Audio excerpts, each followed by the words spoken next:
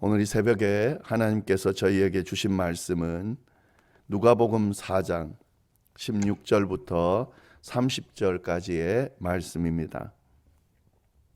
누가복음 4장 16절부터 30절까지의 말씀을 우리 다 같이 한 목소리로 봉독하겠습니다.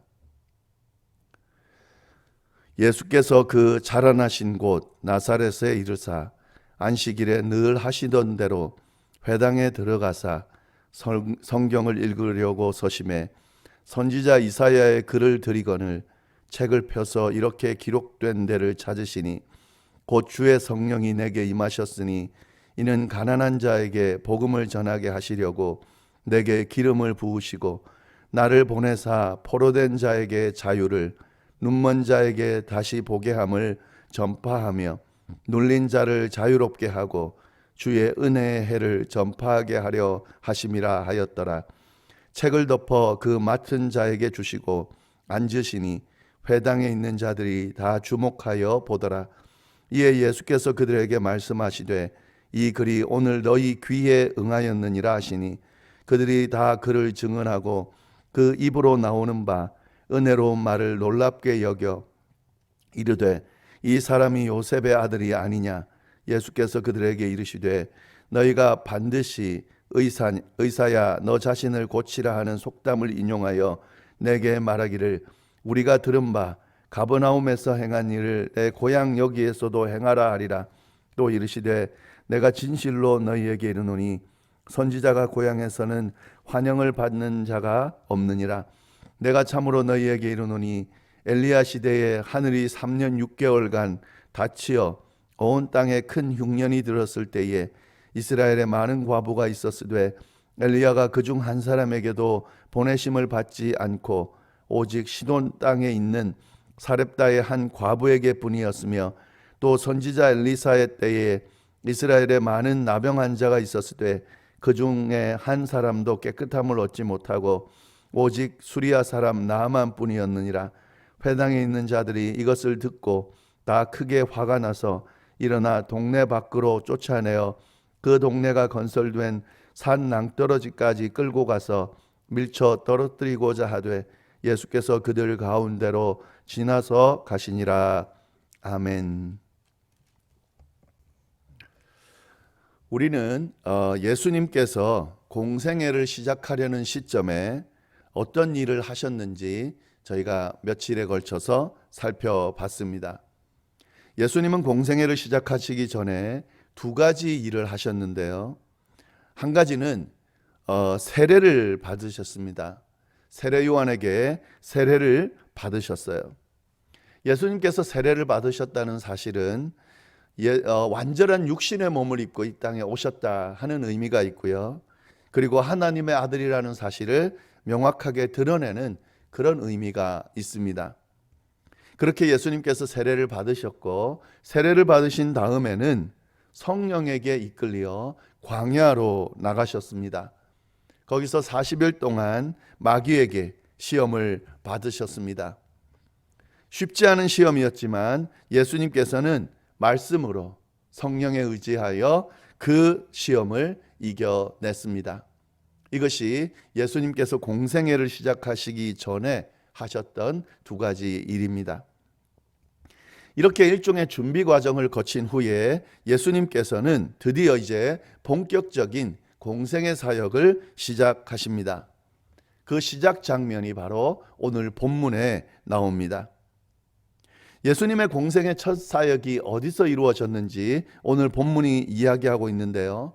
그 내용을 좀 보겠습니다. 16절 말씀 보시면 예수께서 그 자라나신 곳 나사렛에 이르사 안식일에 늘 하시던 대로 회당에 들어가사 성경을 읽으려고 서심해.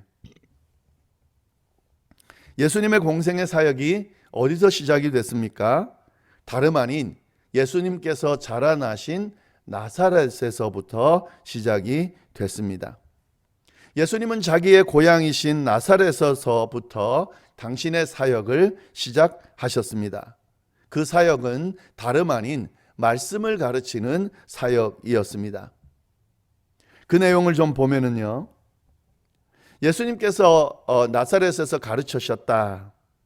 안식일에 늘 하시던 대로 회당에 들어가서 성경을 읽으려고 하셨다 하는 내용으로 시작하고 있습니다. 유대인의 전통은 뭐냐면 회당을 중심으로 신앙생활을 하는 것이었습니다. 특별히 성인이 되면 회당에 가서 성경을 읽었습니다. 오늘날처럼 개인이 다 성경을 가지고 있는 것이 아니기 때문에요. 회당에 가서 두루마리로 된 성경 부분을 빌려서 읽을 수 있는 그런 분위기였죠. 그래서 예수님도 마찬가지로 유대인의 전통에 따라 회당에 가서 성경을 읽었습니다. 늘 하시던 대로 회당에 가서 성경을 읽었다. 예수님께서는 공생에 시작하기 직전만이 아니라 늘 회당에 가서 성경을 읽으셨습니다. 하나님의 말씀과 늘 함께 하던 예수님의 모습이 잘 드러나 있습니다. 예수님께서 공생의 사역을 시작하시면서 회당에 가서 성경을 읽으셨는데 어떤 부분을 읽으셨을까? 그 부분도 오늘 본문에 나오는데요. 예수님은 이사야 말씀을 읽으셨습니다. 17절부터 19절까지의 내용을 보면은 선지자 이사야의 글을 들이거늘 책을 펴서 이렇게 기록된 데를 찾으셨다. 회당에 가서 성경을 읽었는데 선지자 이사야의 글을 줬습니다. 회당을 담당하고 있는 회당지기가 줬겠죠. 그 책을 이사야서를 펼쳐 들고 그 중에 한 부분을 찾으셔서 읽으셨습니다. 그 내용이 바로 18절 19절의 내용입니다. 주의 성령이 내게 임하셨으니 이는 가난한 자에게 복음을 전하게 하시려고 내게 기름을 부으시고 나를 보내사 포로된 자에게 자유를 눈먼 자에게 다시 보게 함을 전파하며 눌린 자를 자유롭게 하고 주의 은혜의 해를 전파하게 하려 하심이다. 이 부분은요, 이사야서 61장 1절 2절 말씀입니다. 예수님은 이 부분을 읽으신 겁니다.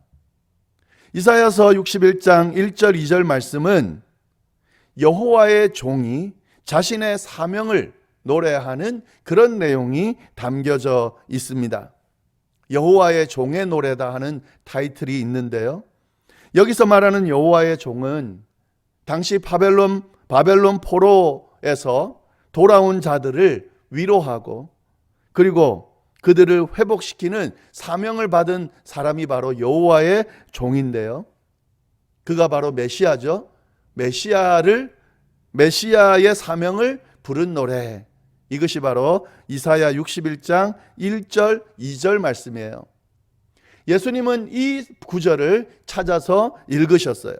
당신의 공생의 사역을 시작하시면서 이 구절을 읽은 의미를 우리가 잘 생각해 볼 필요가 있습니다.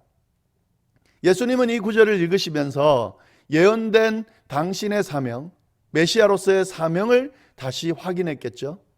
그리고 사람들에게 당신이 메시아라고 하는 사실을 명확하게 드러내려 하셨겠죠. 그래서 이 구절을 찾아서 읽었다는 사실을 우리가 좀 잘 보기를 바랍니다. 근데 이 구절 안에 예수님께서 특히 메시아가 어떤 일을 하는지에 대해서 명확하게 알려주고 있는데요. 그 내용을 보면서 예수님께서 어떤 사명을 감당하실지, 메시아로서 어떤 사명을 감당하실지를 우리가 잘 알 수가 있습니다. 그 내용을 좀 보면은 먼저 예수님을 통해 가난한 자들에게 복음이 전파되는 이야기가 나와 있죠. 가난한 자에게 복음을 전하게 하시려고 예수님은 당신의 사역을 통해서 가난한 자들을 돌보셨습니다. 진짜 직접적으로 육체에 먹을 것을 주셨죠. 육체를 위해. 그러나 여기서 말하는 것은 먹이는 것을 넘어서서 복음을 전파하는 것을 의미하는 거죠. 영적으로 가난한 자들, 그 가난한 자들에게 복음을 전하는 것. 이것이 예수님께서 하신 일이고 이것이 바로 메시아의 일이다 하는 거죠. 또 한 가지 더는요, 포로된 자에게 자유를 주셨다. 매여 있는, 죄로부터 매여 있는, 사단으로부터 매여 있는 그런 자들에게, 사단의 포로가 되어서 그에 끌려다니는 자들에게 메시아는 자유를 주셨다는 거죠. 그것이 예수님이 하신 일입니다. 사단의 권세에서 벗어나서 예수님으로부터 자유를 얻게 되는 것, 그것이 예수님께서 하신 일이다 하는 거죠.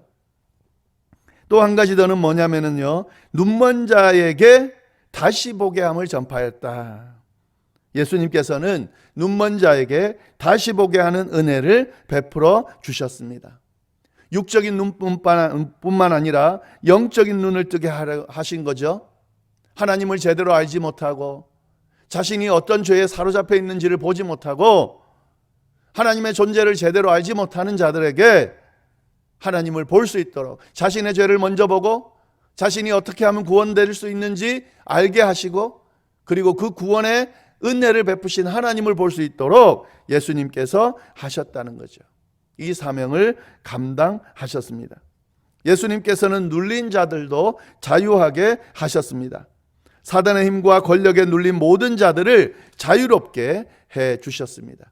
이것이 메시아가 해야 될, 감당해야 될 일이고 예수님께서 감당한 일이죠.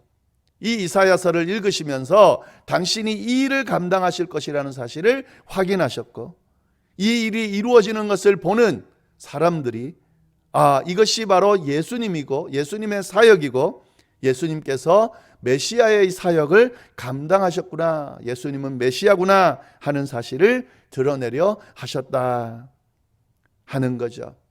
그 내용이 오늘 본문 안에 나오고 있습니다. 그런데 이런 놀라운 일들을 행할 것을 예수님이 공생애를 시작하시면서 알리셨지만 사람들이 이 이야기를 제대로 받아들일까요? 그렇지 않습니다. 특히 예수님의 고향 사람, 나사렛 사람들은 그걸 믿지 않았어요. 도리어 요셉의 아들이 아니냐라고 말하면서, 그가 말하는 것은 놀랍지만 그가 요셉의 아들이 아니냐 하는 평가로 그 말씀을 듣지 않았습니다. 요셉의 아들이라는 말은 뭘까요? 변두리에 사는 목수의 아들이 아니냐. 그가 말해봤자, 그가 능력이 있어봤자 거기서 거기지.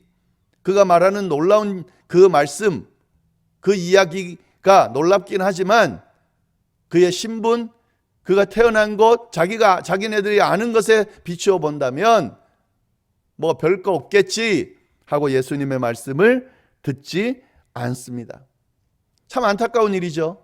예수님께서는 자신이 메시아로서의 정체성을 드러내시면서 그가 어떤 일을 하실지를 알려줬습니다. 이스라엘이 그렇게 기다리던 메시아가 왔다는 사실을 알려줬음에도 불구하고, 그가 진짜 메시아임에도 불구하고 그들이 그 예수님의 말씀을 제대로 듣지 못하고 받아들이지 못했다 하는 거죠. 그들이 뭘 잘못했을까요? 어디서 잘못됐을까요? 예수님의 모습, 겉모습만 보고 인간적인 모습만 보고 판단했기 때문에 그렇습니다. 여러분, 이것이 참 무서운 것이에요. 하나님의 말씀이 선포될 때에, 하나님의 모습이 드러날 때에, 하나님의 은혜가 임할 때에 그것을 있는 그대로 받아들이지 못하고 믿지 못하고 자신의 개인적인 생각이나 경험이나 어떤 다른 조건들, 기준을 가지고 하나님을 바라보게 되면, 세상적인 기준을 가지고 하나님을 바라보고 하나님의 말씀을 바라보게 되면 믿을 수가 없죠. 받아들일 수가 없죠. 정말 하나님의 말씀, 하나님의 모습, 하나님의 임재를 경험할 수 없게 됩니다. 나사렛 사람들이 그런 잘못을 범하고 있다 하는 거죠. 예수님께서 그 모습을 보시고 이렇게 이야기를 하세요. 선지자가 고향에서는 환영을 받는 자가 없다. 참 안타까운 일이죠. 너무 잘 알기 때문에 진리를, 복음을 받아들이지 못하는 그런 상황을 예수님이 그렇게 묘사하고 있습니다. 그러면서 한 가지를 명확하게 드러내는데요. 이제 예수님이 전할 복음, 또 감당하실 그 사역은 모든 사람이 다 받아들이지 못할 것이라고 하는 사실을 알려줍니다. 특히나 하나님의 백성이고 선민이라고 하는 이스라엘 백성들이 이 사실을 받아들이기 힘들 것이라는 사실을 미리 알려주십니다. 그러면서 두 가지 예를 이야기하시는데요. 엘리야 시대에 3년 6개월 동안 하늘이 닫히고 비가 오지 않을 때, 흉년이 들었을 때에 많은 과부가 있었지만 결국 엘리야로부터 혜택을 받은 과부는 한 명뿐이었다. 은혜가 주어졌지만 그 은혜를 다 받은 것은 아니다 하는 사실을 예로 들어 이야기하고 있습니다. 엘리사 때도 마찬가지죠. 이스라엘에 많은 나병 환자가 있었지만 깨끗함을 받은 사람은 오직 수리아 사람 나하만뿐이었다. 고침받을 수 있는데도 고침받지 못하고 고침받는 사람은 나하만뿐이었다 하는 거죠. 그런데 여기서 알아야 될 것은요, 엘리야 시대 그렇게 혜택을 받은 사렙다 한 가부, 또 나하만, 이 사람들은 다 이방인이에요. 유대인들이 많이 있었지만 혜택을 받고 은혜를 받고 기적을 경험한 사람은 이방인이었다 하는 거죠. 마찬가지입니다. 예수님께서 전할 복음도 마찬가지예요. 내가 유대인이다, 내가 하나님의 백성이다, 그래서 이 복음이 내 것이 되는 게 아니에요. 하나님 앞에 겸손하게 나아가고 내 기준이 아닌 하나님의 기준으로 하나님의 말씀을 바라보면서 그 말씀이 진리라 생각하고 아멘으로 받아들이는 그 사람에게 이 복음이 유효한 것이지, 이 말씀이 유효하고 하나님의 역사가 일어나는 것이지, 내가 그리스도인이다, 내가 믿는 사람이다, 교회 다니는 사람이다 하면서 내 기준, 세상의 기준, 다른 기준으로 하나님을 바라보고 하나님을 제대로 믿지 못하고 따르지 못하고 말씀을 아멘으로 받아들이지 못하면 마찬가지처럼 이 지금 모습처럼 내 것이 될 수 없다 하는 이야기를 오늘 말씀이 하고 있습니다. 정말 예수님이 말씀하신 대로 그 많은 사람들이 복음을, 메시아를 기다렸지만 정작 메시아가 왔을 때에 다 받아들이지 못하죠. 특히 이스라엘 백성들 중에 그것을 받아들인 사람이 많지가 않습니다. 도리어 그를 십자가에 못 박혀 죽이는 그런 우를 범하게 됩니다. 오늘날에도 마찬가지입니다. 우리가 좀 잘 봐야 됩니다.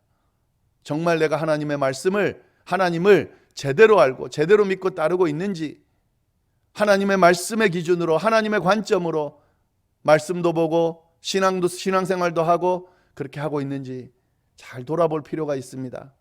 혹시 내 생각, 내 기준으로 하나님의 말씀이 선포되고 하나님께서 여러 가지 일들을, 은혜들을 지금 부어주심에도 불구하고 경험하지 못하고 있다면, 복음이 복음으로 받아들이지 못하고 있다면 빨리 회개하고 돌이킬 수 있기를 바랍니다. 그리고 하나님의 은혜 가운데 하나님께서 주시는 은혜들을 경험하면서 그렇게 아름다운 신앙생활, 복음에 합당한 신앙생활을 하실 수 있기를 간절히 바랍니다. 기도하겠습니다. 하나님 아버지 감사합니다. 오늘 귀한 말씀으로 특별히 예수님께서 공생의 사역을 시작하시면서 읽으신 이사야 말씀을 통하여 또 그의 사역의 그 시작점을 보면서 우리가 어떤 자세로 복음을 받아들이고 말씀을 받아들이고 하나님의 뜻을 헤아리고 나아가야 될지 알려주시니 감사합니다. 하나님, 우리의 기준, 우리의 생각이 아니라 하나님의 관점, 하나님의 시선으로 말씀을 또 하나님의 뜻을 바라보고 나아가는 저희가 될 수 있도록 주여 인도하여 주옵소서. 우리가 기도하는 제목들이 있습니다. 하나님 함께하여 주시고 그 기도에 응답해 주시되 하나님의 뜻에 합당한 기도가 되게 하시고 응답받는 기도 드릴 수 있도록 주여 인도하여 주옵소서. 함께하여 주시기를 간절히 바라고 살아계신 예수님의 이름으로 기도드립니다. 아멘.